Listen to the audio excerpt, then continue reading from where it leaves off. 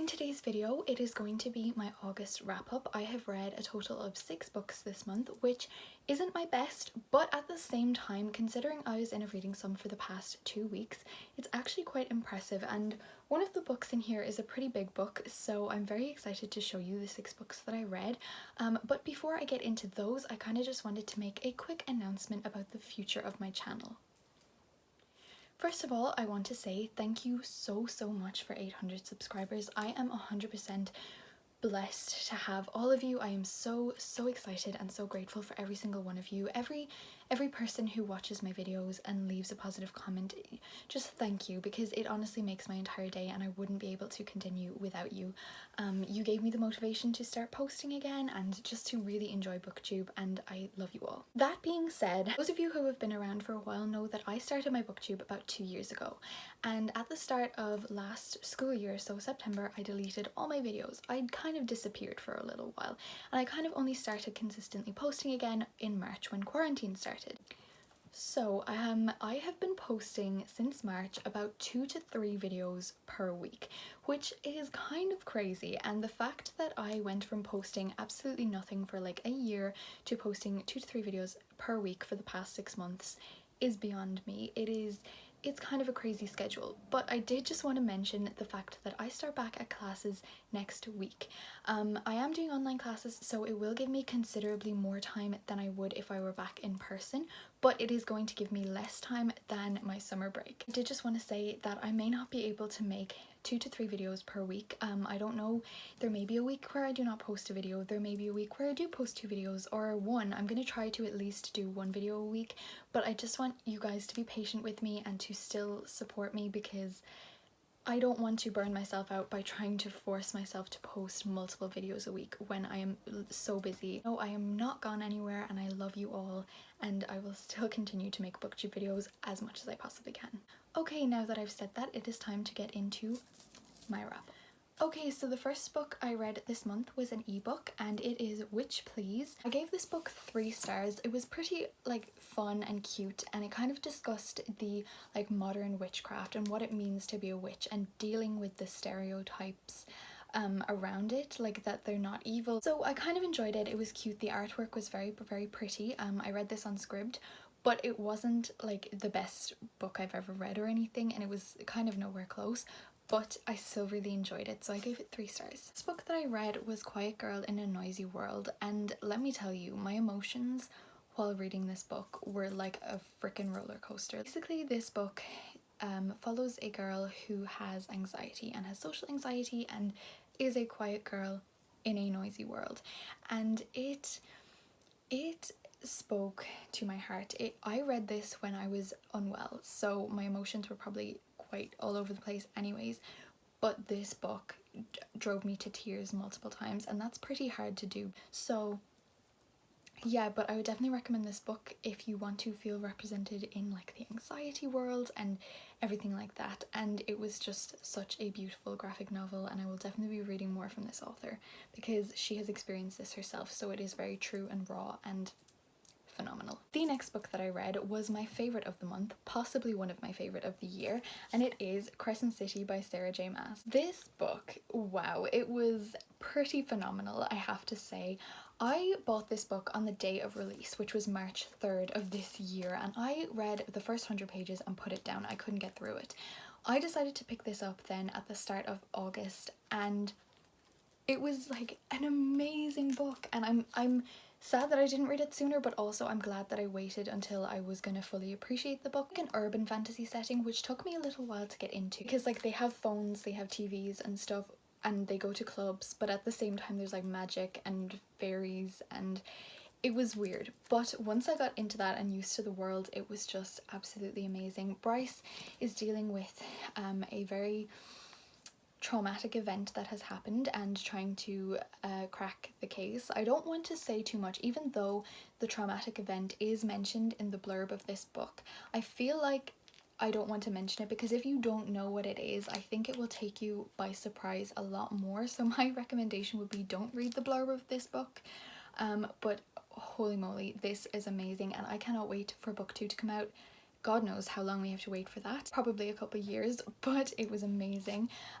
The romance in here, Chef's Kiss, this is an adult book, so we all know how far Sarah J Maas took her YA books. She has free reign here, so it's quite intense.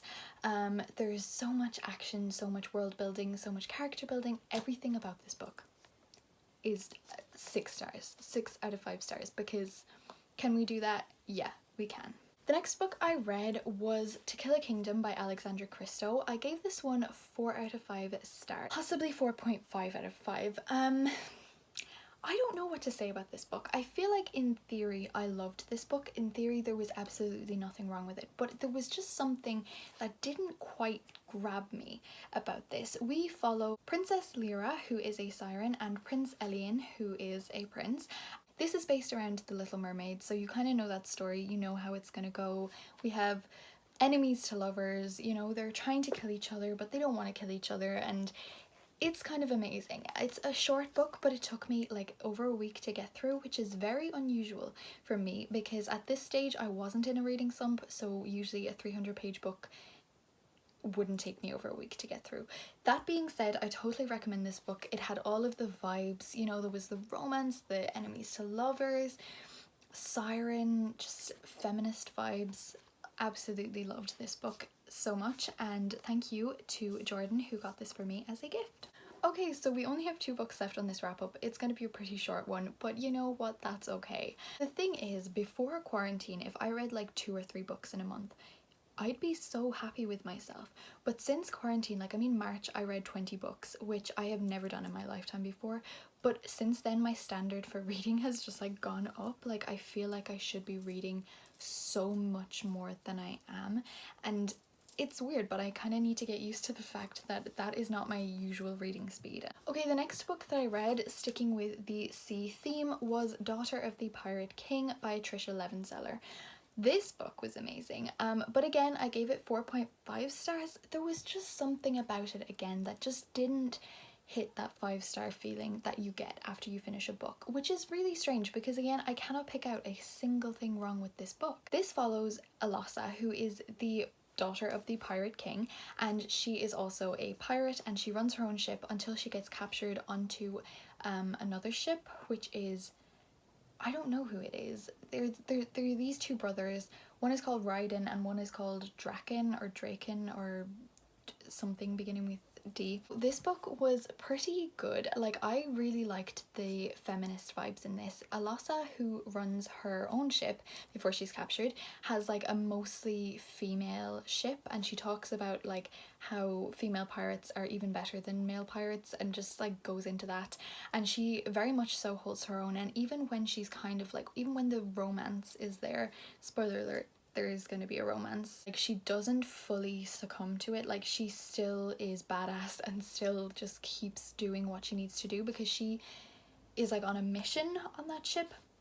It's amazing. I'm describing this really badly and I always describe books really badly, but it's amazing. The final book of the month that I read was a 5-star read, and it was Nick and Charlie by Alice Oseman. This is actually a novella to Solitaire by Alice Oseman. I have not read Solitaire, but this follows Nick and Charlie, who are also the main characters in the Heartstopper comics. I have read all of them that have been released so far and love them all. So this, even though it was a little bit of a spoiler alert to future Heartstopper comics, I do just want to say that I still enjoyed it because I know the characters, I knew kind of where it was going, and it's amazing. This is so wholesome. This basically deals with Nick and Charlie, who Nick is going off to university and Charlie is still in school, and they're like having a kind of crisis over will they be able to do long distance, will they not? But there's so much more to this book. Alice Oseman, I've mentioned this in a vlog, but she seems to take every heavy topic that there is and deals with it so incredibly well. She is very gentle around the topic, but yet doesn't kind of disguise it as something good. She is just amazing, and the representation in here in all of her books is phenomenal. She can truly do no wrong. And from somebody who does not like contemporary books, I have never ever had a problem with an Alice Oseman book. This was amazing. This is like 160 pages of pure like perfection. That's all I'm gonna say. And definitely go pick this up and the Heartstopper comics.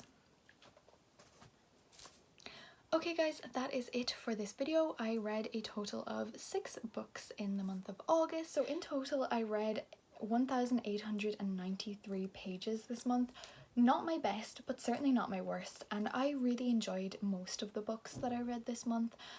So yeah, I'm really excited to go into September. I do not have a September TBR. I rarely post TBR videos because I never stick to them. I don't even have books in mind that I want to read in September, so if you guys have any video ideas, let me know down in the comments. Let me know how you are, what you're doing, and I will talk to you again very soon.